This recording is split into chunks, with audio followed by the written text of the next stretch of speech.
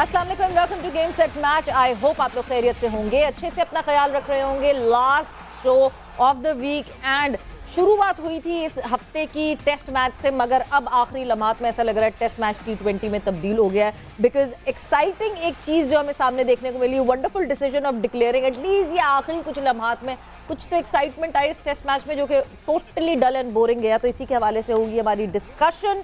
मैं हूं सवेरा पाशा और मेरे साथ मौजूद है अदील अज़हर। अस्सलाम वालेकुम एंड गुड इवनिंग आप सबको। Some are calling it very brave, some are calling it pretty stupid, लेकिन बहरहाल जो भी है, द इंपॉर्टेंट थिंग इज जो माइंड गेम्स हैं वो ये कि पाकिस्तान ने एक डिफेंसिव पोजीशन से इस वक्त थोड़ा सा ऑफेंसिव पोजीशन पे आने की कोशिश की है। और मेरी नज़रें भी जो है वो हमारी यहाँ पर टीवी स्क्रीन जो लगी हुई है वहाँ पे बार बार जाए जा रही हैं।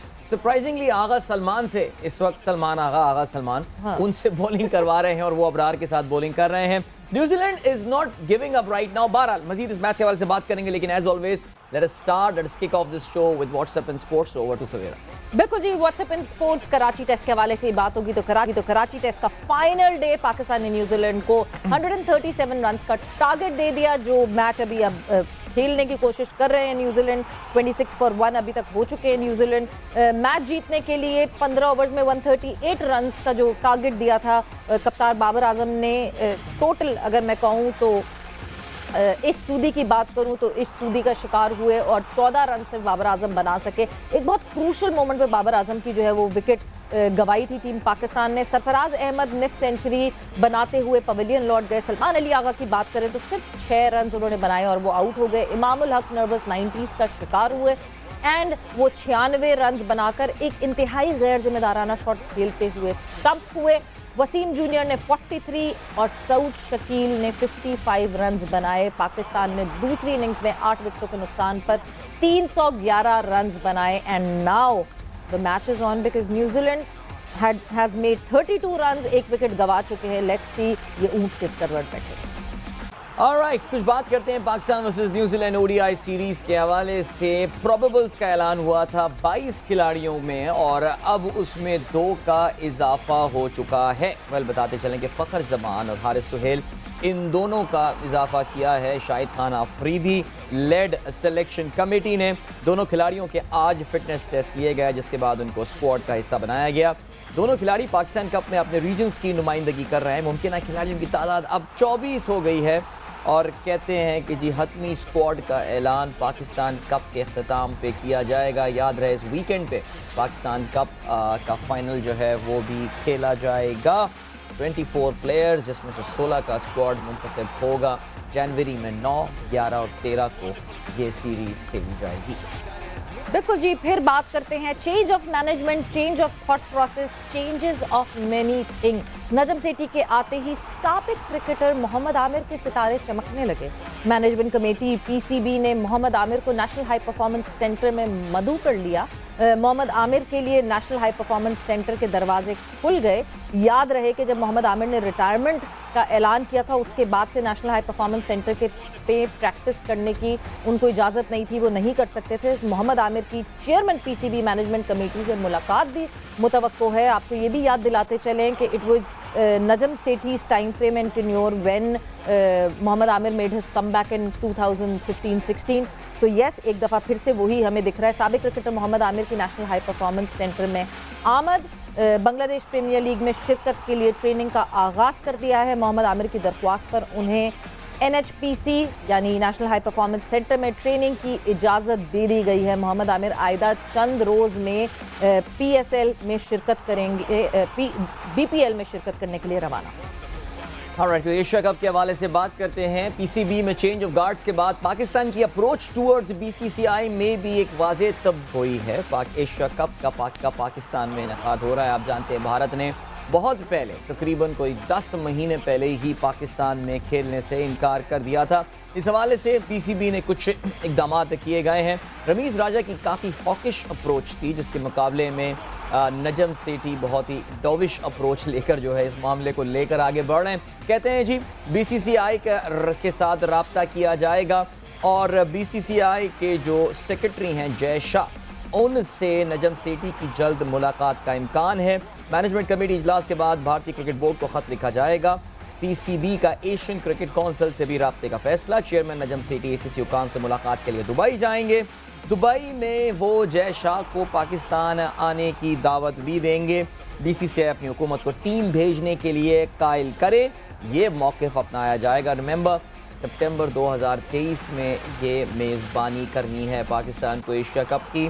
मुझे वाकई नहीं पता कि बीसीसीआई पे प्रेशराइज क्या उनसे बात करने से भारत की जो सख्त गिर मौक़िफ़ रखने वाली हुकूमत है उसमें कोई तब्दीली आएगी या नहीं, लेकिन बहरहाल आने वाला वक्त ये बताएगा। याद रहे रमीज़ राजा ने रिसेंटली ये बात भी बोली थी कि बीसीसीआई के ख़िलाफ़ उन्होंने काफ़ी सख्त मौक़िफ़ अपनाया था and this was one of the reasons जिसकी वजह से उनको जो है नुकसान उठाना पड़ा था।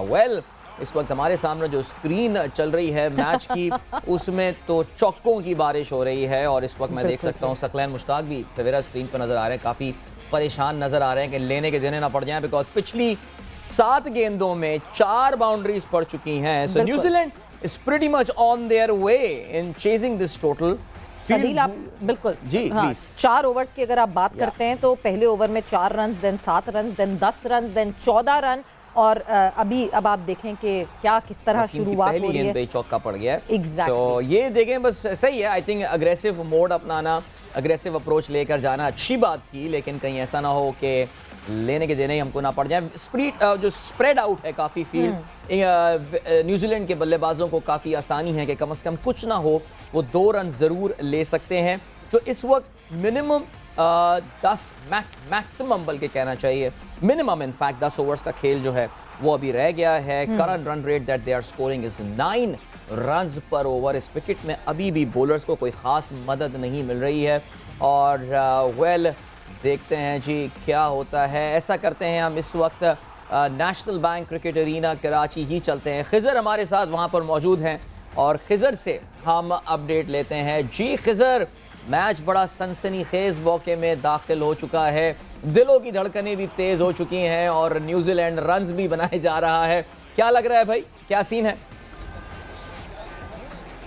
बिल्कुल अदील, जिस तरह से नेशनल बैंक क्रिकेट अरीना में एकदम से पाकिस्तान क्रिकेट टीम ने जो अपनी इनिंग डिक्लेयर की है उसके बाद सब यही सवाल कर रहे थे कि ये शायद एक शो करना चाह रहे हैं कि हम एग्रेसिव मूड में आ रहे हैं और अटैकिंग क्रिकेट खेल रहे हैं, मगर शायद आज इस वक्त इस तरह के डिसीजन ने सबको हैरान कर दिया है, क्योंकि न्यूजीलैंड की टीम के अगर 5 खिलाड़ी भी आउट हो जाते हैं तो आपके लिए ये मैच जीतना तो बड़ा मुश्किल है। अलबत्ता न्यूजीलैंड के जीतने के चांसेस बहुत ज़्यादा हैं। तो काफ़ी ज़्यादा सवालात उठे हैं कि वो कौन सा ऐसा फ़ैसला था जिसने एकदम से जो है वो डिक्लेयर की तरफ जाने पे इतने कम स्कोर पे मजबूर किया है। बहरहाल एक अप्रोच लिया है, शायद ये मैसेज देने की कोशिश की है कि लास्ट मोमेंट में हमने शायद बहादुरी की कोशिश की है, मगर वो बहादुरी पाकिस्तान टीम के गले ना पड़ जाए, हर कोई यही दुआ कर रहा है।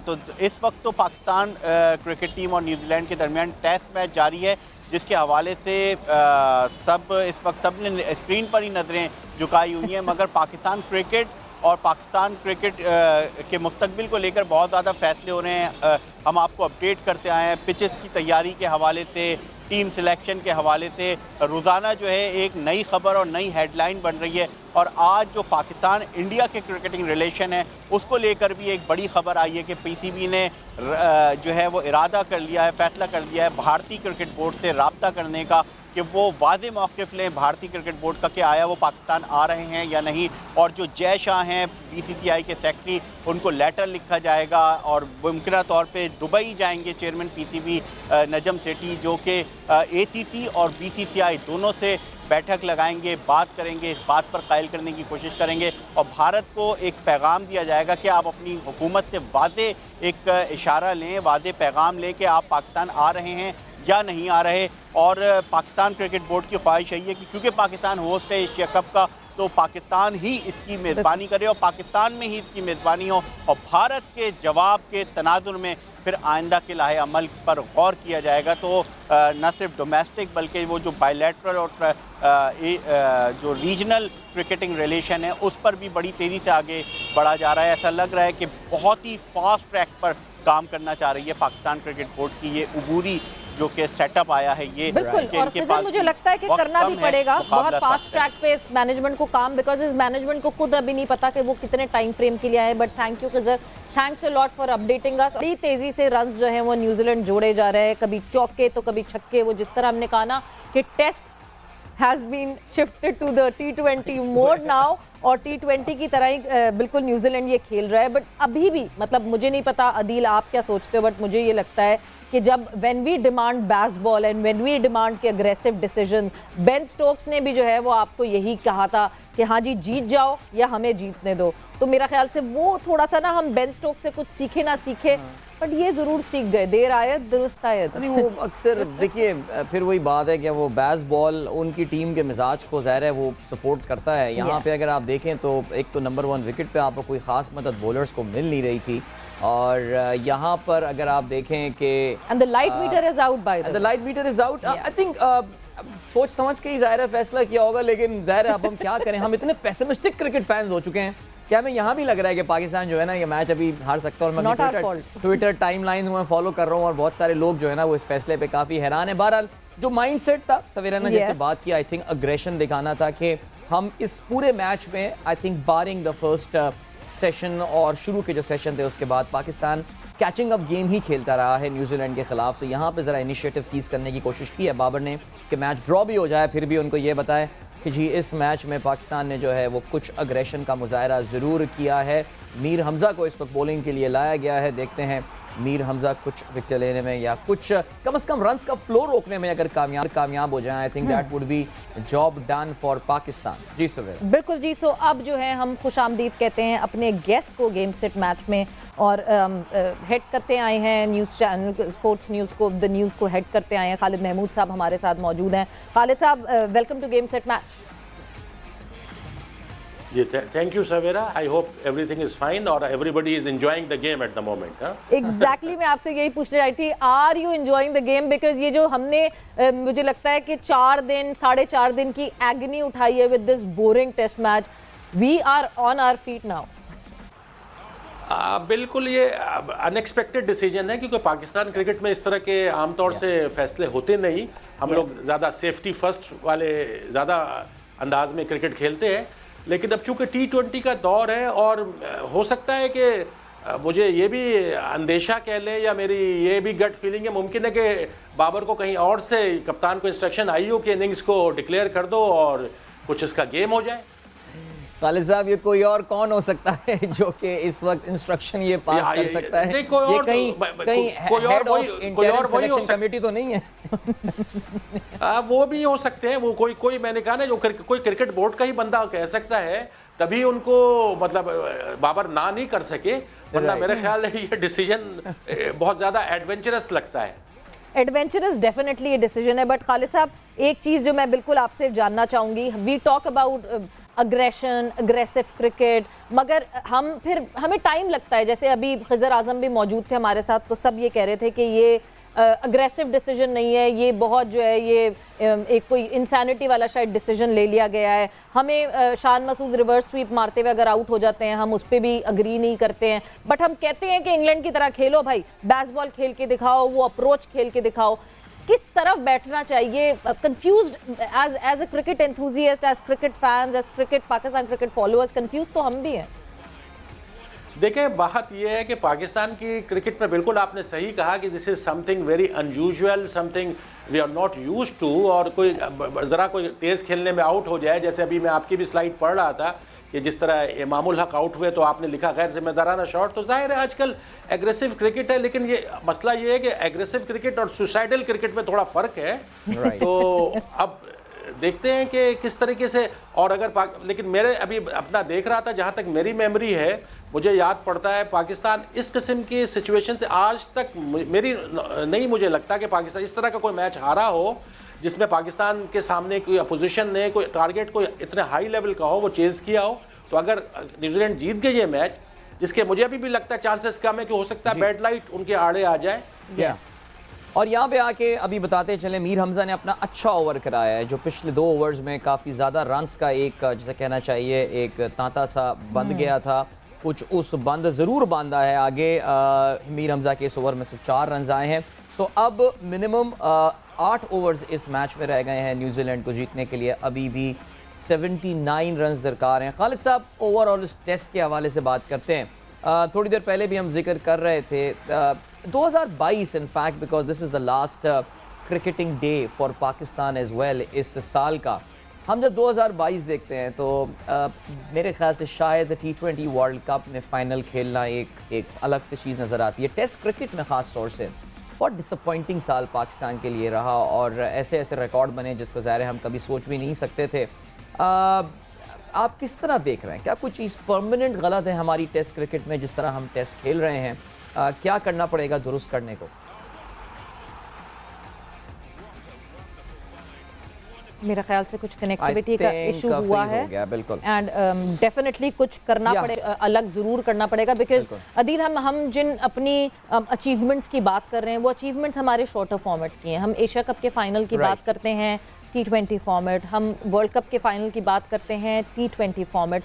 हमें इस फॉर्मेट से निकल के when we talk about test, तो मुझे लगता है कि जहां टेस्ट मैच सारे प्लेयर्स के लिए एक पेशेंस गेम होता है, पाकिस्तान क्रिकेट में जब टेस्ट मैच होता है तो हमारे लिए पेशेंस का ज़्यादा गेम होता है। ट्रू, बिल्कुल। और अगर आप रमीज़ को भी हाल ही में सुने तो वो आप अगर अपनी जो अचीवमेंट्स की बात करते हैं तो वो ले दे के आपको सिर्फ T20 क्रिकेट का ही जिक्र कर रहे होते हैं और लग ऐसे ही रहा होता है कि गालिबन वही फोकस है इस वक्त पाकिस्तान क्रिकेट बोर्ड का कि T20 पे हुए, T20 ये हो रहा है, T20 वो हो रहा है, जूनियर लीग भी हो रही है तो ज़ाहिर है T20 बेसिस पे हो रही है एंड ऑल। खालिद साहब वापस आ गए हमारे साथ। खालिद साहब, आपसे राब्ता मुनक़ता हो गया था, मैंने बड़ा तफसीली एक सवाल पूछा था, मैं ज़रा उसको रिपीट करता चलूँ। सर मैं बात कर रहा था 2022 के हवाले से। आज हमारा आखिरी क्रिकेट का दिन है, हमारे साल का कैलेंडर ईयर का आज आखिरी दिन है। When we look back at 2022 T20 cricket में चंद एक अचीवमेंट्स के अलावा, वो भी मैं ये कहूँगा कोई बड़ी मुकम्मल कामिल अचीवमेंट्स नहीं थी कि हम कोई ट्रॉफी जीत कर आ रहे हों।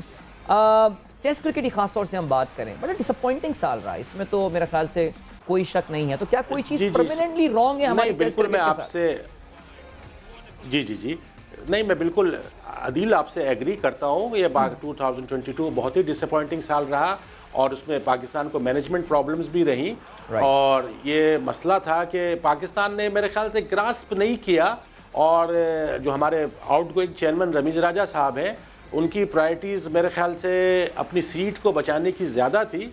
इस चक्कर में ही पूरा साल गुजर गया। जैसे ये गवर्नमेंट गई थी, मतलब जो रेजिम चेंज हुआ था उसके बाद रमीज़ राजा साहब इंतहाई, क्योंकि एक उन्होंने बहुत ही गैर जिम्मेदाराना बयान दिया था जो हम सबको बार बार हमने देखा भी और सुना भी, जिसमें उन्होंने कहा था कि जी अगर कप्तान चले गए तो मैं एक लम्हा भी देर नहीं लगाऊंगा और मैं आई विल बी गॉन, मैं रिज़ाइन कर दूंगा। लेकिन हुआ यूँ कि जैसे ही वो रेजिम चेंज हुआ तो लोग इंतज़ार करते रहे कि रमीज़ राजा अब रिज़ाइन करेंगे, लेकिन हुआ यूँ कि फिर वो तो कभी हमजा शहबाज शरीफ साहब से मिलते रहे, कभी परवेज़ इलाही साहब से मिलते रहे, तो वो तो अपनी कुर्सी बचाने के लिए मसरूफ़ रहे, तो क्रिकेट शायद उनकी प्रायोरिटीज़ में रही नहीं थी। तो शायद इसका मेरे खमियाजा पाकिस्तान के क्रिकेट ने अदा किया। बिल्कुल जी। और अपडेट इस वक्त ये है कि बज़ाहिर अंपायर्स जो हैं वो तो समझते हैं कि बैड लाइट हो चुकी है, मैच को यहाँ पे रोक देना चाहिए। जो कीवीज़ हैं वो इस वक्त बाहर जाने के इतने मूड में नज़र आ नहीं रहे हैं। पाकिस्तानी खिलाड़ियों ने तो हैंडशेक करना भी शुरू कर दिए थे। And yes, this is it. Pakistan की 4 मैचेस की जो लूजिंग स्ट्रीक थी टेस्ट मैच में वो बिलाखिर अपने इख्तिताम को पहुंच गई है। वी केम रियली क्लोज, हम काफ़ी करीब आ गए थे इस टेस्ट मैच में भी एक मौके पर कि लग यही रहा था कि ये मैच भी बस हमारे हाथ से निकला। लेकिन क्रेडिट देना पड़ेगा सऊद शकील को, क्रेडिट देना पड़ेगा वसीम जूनियर को, कमाल बैटिंग की। मीर हमजा ने भी आके एंड में ये टेस्ट मैच हार जीत के फैसले के बगैर ख़त्म हो गया। So all to play for in the final test at national bank cricket arena Savera. बिल्कुल जी। सो अब अगला सारे जितना सब कुछ अभी न्यूजीलैंड ने खेलना है वो यहीं कराची में खेलना है because of the weather in Punjab. So yes, अगले अब टेस्ट मैच की बात ज़रूर होगी, बट एक चीज़ जो कि बहुत जो पॉइंट ऑफ डिस्कशन बना खालिद साहब, दैट वाज द पिचेस। मुसलसल पिच पे बात करते रहे। रमीज़ राजा साहब के टेन्योर में तो हमने कुछ और सुना ही नहीं, हमें सिर्फ सुनाई दिया pitch pitch pitch pitch. Ramiz Raja साहब आते थे, पिच की बात होती थी। फैसल हसनैन साहब आते थे, पिच की बात होती थी। अभी भी इस पिच पे बहुत क्रिटिसिज्म हुआ। क्लेम ऐसा किया जा रहा है कि जो दूसरा टेस्ट मैच है उस दूसरे टेस्ट मैच के लिए पिच डिफरेंट साबित होगी और पिच बनाने में इंटरवेंशन अब ज़रा कम की जाएगी मगर ज़रूर दी जाएगी। तो खालिद साहब, इस पिच के हवाले से ज़रूर मैं आपसे बात करूंगी। एक ब्रेक पर हम जाएंगे गेम सेट मैच में और ब्रेक से जब वापस आएंगे तो खालिद साहब का पॉइंट ऑफ व्यू जानेंगे रिगार्डिंग दिस पिच इशू।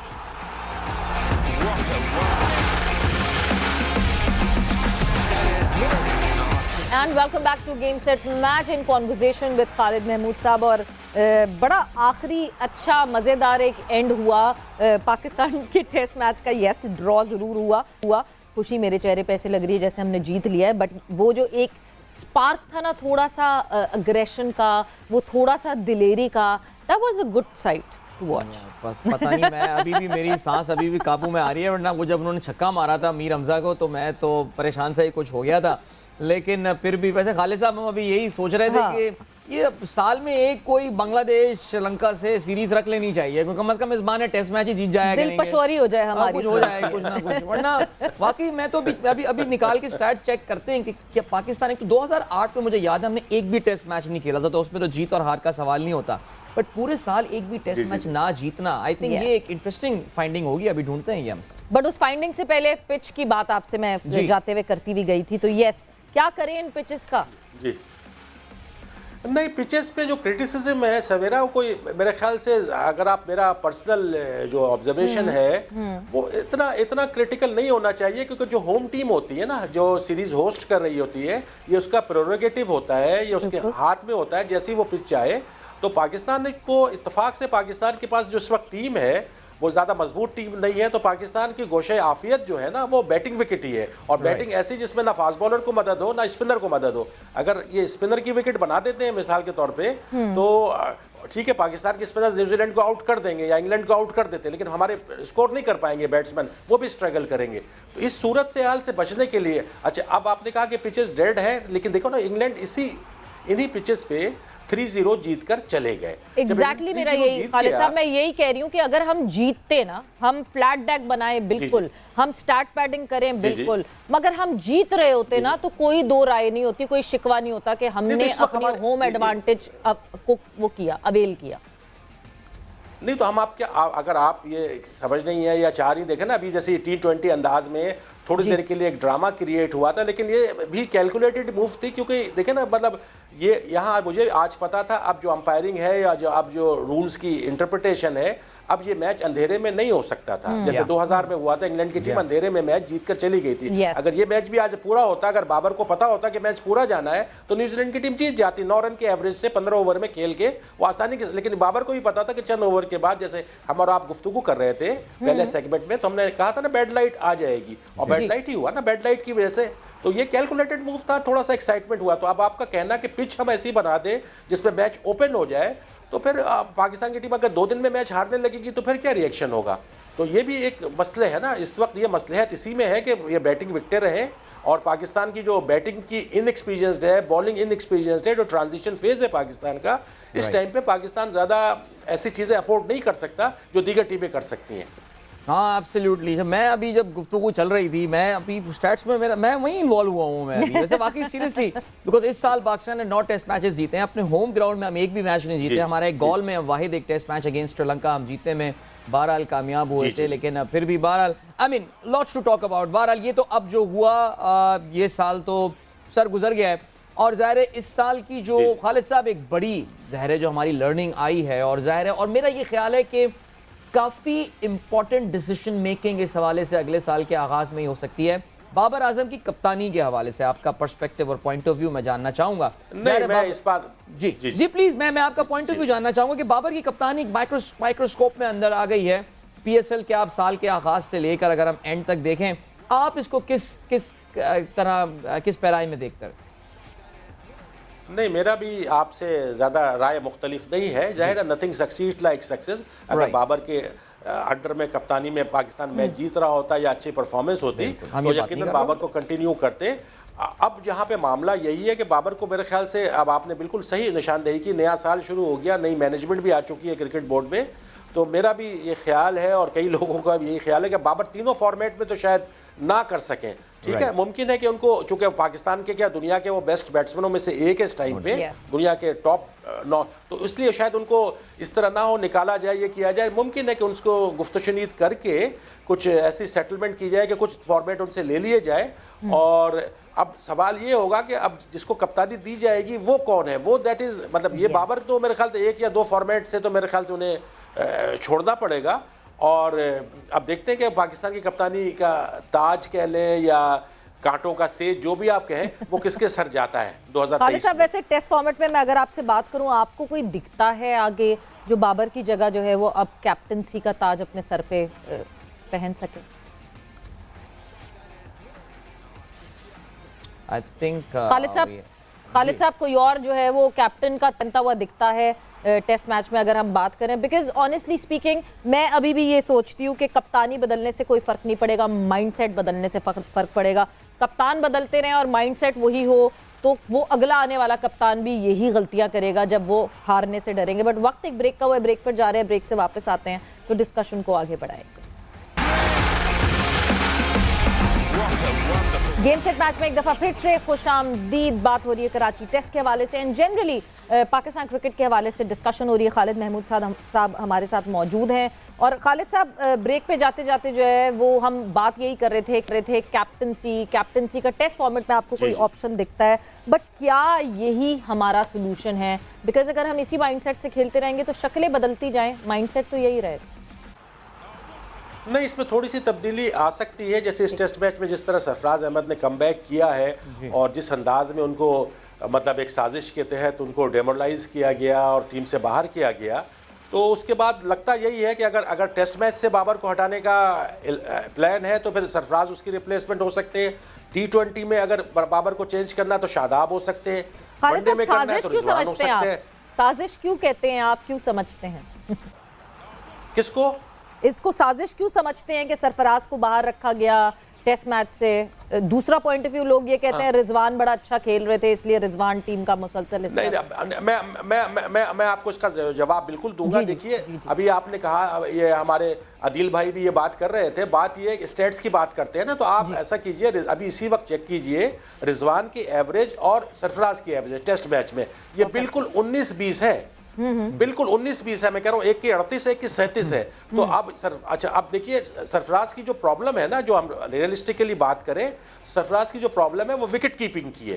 वो कैप्टन भी अच्छा है लेकिन वो विकेट कीपिंग में इस मैच में भी उसने मिस किया है। तो मैं तो ये कह रहा हूँ कि पाकिस्तान में चूंकि सॉलिड बैट्समैन मौजूद नहीं है, फवाद आलम को भी आपने साइड लाइन कर दिया, तो सरफराज की मिडिल ऑर्डर में एज ए बैट्समैन जगह बनती है, एज ए कैप्टन बनती है। Rizwan as a wicket keeper he is perfectly all right, वो बहुत अच्छे विकेट कीपर है रिजवान, बैट्समैन भी बहुत अच्छे हैं वो। लेकिन जब सरफराज को, इसलिए दोनों का को एग्जिस्टेंस, दुनिया की कई टीमें हैं, इंग्लैंड की टीम देखिए, बटलर भी खेलते हैं, बेरिस्टो भी खेलते हैं, ठीक है ना, और फोक्स भी खेलते हैं, 3-3 विकेट कीपर वो खिला रहे होते हैं, जिसमें कोई ये नहीं है कि, चूंकि जैसे देखें ना, जब 3 फास्ट बॉलर भी खेलते हैं, 2 फास्ट बॉलर 4 स्पिनर, तो 2 विकेट कीपर अगर एक टीम में अगर दोनों अच्छे हैं खेलने, एक विकेट कीपिंग कर लेगा और उस सूरत में पाकिस्तान को एक बैकअप विकेट कीपर भी इमरजेंसी की सूरत में अच्छा मिलेगा। तो रिजवान और ये दोनों को एग्जिस्ट कर सकते हैं सरफराज। बिल्कुल, इसमें मेरे ख्याल से कोई शक नहीं होना चाहिए और लग यही रहा है खालिद साहब के अगले टेस्ट मैच में रिजवान भी अपना कमबैक करेंगे। सरफराज तो बहरहाल अपनी पोजीशन को विंडिकेट किया, स्पेशली सेकंड इनिंग में आके सरफराज ने जो आज इनिंग खेली है, यानी ऐसे मौकों पे जब पाकिस्तान में बड़ी टेंडेंसी होती है प्रेशर के आगे हथियार डाल देने की, सरफराज ने काफी अग्रेसिव नॉक आज खेली उन्होंने और वो हार मानने को तैयार बहरहाल नहीं थे कि मैं प्रेशर में नहीं आऊंगा। किसको बाहर जाता हुआ देख रहे हैं फिर बैटिंग से? शान मसूद ने उन अपने काफी सपोर्टर्स को, हम समेत, बिकॉज हम भी बड़ा शान मसूद अपने शो में करते थे, डिसअपॉइंट किया। क्या आप समझते हैं कि शान की जगह रिजवान आते हैं या आपको लगता है कि आगा सलमान, किसकी जगह ये बनेगी बेसिकली? नहीं, आगा सलमान ने तो सेंचुरी की है ना, बिल्कुल तो आगा सलमान को तो आप ड्रॉप कर ही नहीं कर सकते। अब आप बिल्कुल अगर लॉजिकली हम बात करें, लेकिन पाकिस्तान में की क्रिकेट में बहुत सारी चीजें इलॉजिक भी होती है, तो लॉजिकली तो सिर्फ शान मसूद का ही एग्जिट होता है, ठीक है ना, ये हकीकत है। हमने पाकिस्तान की क्रिकेट को फॉलो किया, देखा है। ये भी मुमकिन है कि शान मसूद को खिला लिया जाए और रिजवान को मजीद रेस्ट करा दिया जाए, ये भी मुमकिन है। On the trout 2 matches rest कराना पता नहीं, मुझे बड़ा मुश्किल लगता है, बिकॉज रिजवान जो है, यहाँ पाकिस्तान का मैच चल रहा होता है मगर उधर जो है रिजवान नेट्स में 3-3 घंटे प्रैक्टिस करते हुए जो है वो पाए गए हैं। So he is trying his level best. But अच्छी बात ये देखें, आपको पॉजिटिव्स ढूंढने चाहिए और खालिद साहब मुझे तो ये एक बहुत बड़ा पॉजिटिव लगता है कि now that Sarfaraz is playing for Pakistan और पाकिस्तान की टीम में इस वक्त वो खेल रहे हैं, तो Rizwan has that pressure of being on the edge and giving his 200% now, कि आपको जब ये हेल्दी कंपटीशन टीम में मिलता है तो इवेंचुअली फायदा जो है वो टीम का ही होता है। नहीं, लेकिन मेरे ख्याल से अब देखें, जब आपने मुझे इनवाइट किया और एनालिस्ट किया, तो मैं भी आपको एक चीज़ नॉलेज में ऐड कर दूं कि रिजवान की जो टेंडेंसीज है ना, क्रिकेट वाइज तो ठीक है, वो लीन पैच होना भी कोई बड़ी बात नहीं है। कोई भी बड़े से बड़ा बैट्समैन हो, चाहे वो कोहली हो, चाहे तेंदुलकर हो, चाहे जो रूट हो, जावेद मियादाद हो, सबके बैट पैच आते रहते हैं। रिजवान का भी बैट पैच आ गया तो नो बिग डील, ठीक है। लेकिन बात ये, रिजवान की जो कुछ खबरें आती हैं और जाहिर है उन खबरों में सदाकत होती है कि वो उन्होंने जिस तरह की टीम को कंट्रोल करने की कोशिश की, जिस तरह उन्होंने कंट्रोवर्सीज क्रिएट की हैं, तो वो भी अब चूंकि मैनेजमेंट चेंज हो चुकी है, उस वक्त रमीज राजा साहब का सब कुछ था, अब सेठी साहब आ गए, तो मुमकिन है कि जो रिजवान की वो वाली चीज़ें थी वो उनके अगेंस्ट चली जाए। और आपने सवेरा ने सही कहा कि ये रिजवान की कोई फिटनेस का इशू या रेस्ट कराने का इशू नहीं है। ये तो जाहिर है वो कुछ ना कुछ किसी दौर में आपने कुछ ज़्यादा ही आपको फेवर किए गए, लाइफ इज़ ग्रेट लेवलर, अब शायद रिजवान दूसरे एंड पे आकर रब ऑफ द ग्रीन के अगेंस्ट आ गए हैं, ये समझ लें। जी सवेरा प्लीज सेइंग समथिंग। मैं सिर्फ यही खालिद साहब आपके इस पॉइंट को आगे लेकर जाना चाह रहा था कि कुछ हमारे यहाँ इस साल, बल्कि मैं कहूँगा पिछले साल के आखिरी क्वार्टर से इस तरह का माहौल क्रिएट कर दिया गया था कि जो बात भी करनी है कर दो, लेकिन रिजवान और बाबर के हवाले से कोई बात नहीं करनी। यानी फॉर्मर चेयरमैन तो इस लेवल तक गए और उन्होंने कह दिया जी मुझे तो बाबर के अलावा कोई कप्तान नजर भी नहीं आता पाकिस्तान टीम में। सो अब आपको लग रहा है कि शायद मेरे ख्याल से कुछ जो जितनी ढील दे दी गई थी, अब जो है ना वो ज़रा वो ढील अब वापस लेने का जो है फैसला कर लिया गया है। बिकॉज सुनने में ये भी आया है कि शाहिद आफरीदी की जो टीम सिलेक्शन है, शाहिद आफरीदी लेड जो सिलेक्शन कमेटी की टीम सिलेक्शन है, बाबर आजम उससे भी काफ़ी नाराज़ नज़र आ रहे हैं। कहते हैं जी मुझसे मशवरा तक नहीं किया गया। वैसे स्टैंडर्ड क्या है? क्या कप्तान का राज़ी होना या कप्तान की इन्वॉल्वमेंट खालिद साहब आप समझते हैं कि ज़रूरी होती है किसी स्क्वाड की सिलेक्शन में? ये तो प्रोबेबल्स की सिलेक्शन में। यस, देखिए बिल्कुल लॉजिकली हम बात करें और जो एक तरीका है 9 में, उसमें तो कप्तान का इनपुट बेइंतहा ज़रूरी होता है। लेकिन हमारे यहाँ कुछ इस तरह की रवायात है कि कुछ कप्तान ऐसे रहे जिन्होंने ओवर स्टेप किए। मसला ये कप्तान की राय, कप्तान की डिक्टेशन नहीं ली जा सकती। दो चीज़ों में, राय में और डिक्टेशन में फ़र्क होता है। तो रिजवान और बाबर जैसे बिल्कुल आपने दुरुस्त असेसमेंट किया, ये बिल्कुल Rizwan and Babar PVT limited हो गई थी पाकिस्तान की क्रिकेट टीम, इसको मैं यूँ कह सकता हूँ। तो वो चीज़ टूट गई है और जो शायद मेरे ख्याल से पाकिस्तान क्रिकेट के लिए बेहतर है। 2022 निकल गया, रमीज राजा निकल गए, अब जो नई मैनेजमेंट है, नई सिलेक्शन कमेटी है, शाहिद आफरीदी एक एंटरप्राइजिंग क्रिकेटर रहे, उम्मीद है और वो मेरे ख्याल से अच्छे कप्तान भी थे, अच्छे क्रिकेटर भी थे, और सेठी साहब भी एक प्रोफेशनल मैनेजमेंट पे बिलीव करते हैं। तो मेरा ख्याल है कि शायद ये पाकिस्तान को रिवाइव कर दें। और वो बिल्कुल कप्तान जो है, बाबर को प्रॉब्लम्स देखें ना, बाबर ने बहुत मतलब चीज़ें इस साल ऐसी की, बहुत गलतियां की हैं, मतलब इसमें कोई शक नहीं है। अच्छा, रिजवान उनको बचाते थे या अपना उल्लू सीधा करते थे, क्या लफ्ज़ मैं कह सकता हूँ। तो इस पर मेरे ख्याल से रिजवान ने भी अच्छा नहीं किया। रिजवान के साथ बहुत किस्मत ने उसको बहुत साथ दिया, बहुत मौका दिया। अब मेरे ख्याल से शायद मैंने कहा ना, कुछ उसको बहुत ज़्यादा फेवर्स भी मिले, जिस अंदाज में जो कुछ हुआ, जिस तरह उसको टीम में लाया गया और जिस तरीके से उसको फैसिलिटेट किया गया, इसकी भी नज़ीर नहीं मिलती पाकिस्तान की क्रिकेट टीम। मगर गलतियां करके उसको ना मानना मुझे लगता है ज्यादा बुरा होता है, बिकॉज आप फिर इसका मतलब ये कि अपनी गलतियां अमेंड नहीं करने वाले। जी बिल्कुल सही है। पाकिस्तान को देखें ना, पाकिस्तान को फॉरवर्ड, अभी आपने बात की नहीं, कोई इंटरप्राइजिंग स्टफ की ज़रूरत है, कुछ नए सोच की ज़रूरत है। जैसे अभी आपने बात की इंग्लैंड की टीम जिस अंदाज में खेलती है, इंग्लैंड की टीम ने क्यों ऐसे अंदाज में खेलना शुरू किया? इसलिए किया 2015 के वर्ल्ड कप में जब उनको बहुत मार पड़ी थी, नॉकआउट राउंड में नहीं पहुंच सके थे, उन्होंने अपना स्टाइल चेंज किया, मॉर्गन ने किया। अब टेस्ट मैच में उनको एशेज में मार पड़ी तो उन्होंने स्टोक्स और मैकेलम का बना के कॉम्बिनेशन दुनिया को हैरान कर दिया। 2015 में बेसबॉल के कोचेस को भी इंट्रोड्यूस किया गया था इंग्लिश सेटअप में। बट थैंक यू खालिद साहब, बहुत बहुत शुक्रिया। गेम सेट मैच का वक्त खत्म हो गया है, बट एक बहुत अच्छी डिस्कशन हमारी ये रही एंड एक अच्छा एंड जो है वो हुआ इस कराची टेस्ट का। इसी के साथ गेम सेट मैच को इजाजत दीजिएगा, सवेरा और अदील को इजाजत दें और अपना वीकेंड एंजॉय कीजिएगा। टेक केयर, बाय बाय, अल्लाह हाफिज।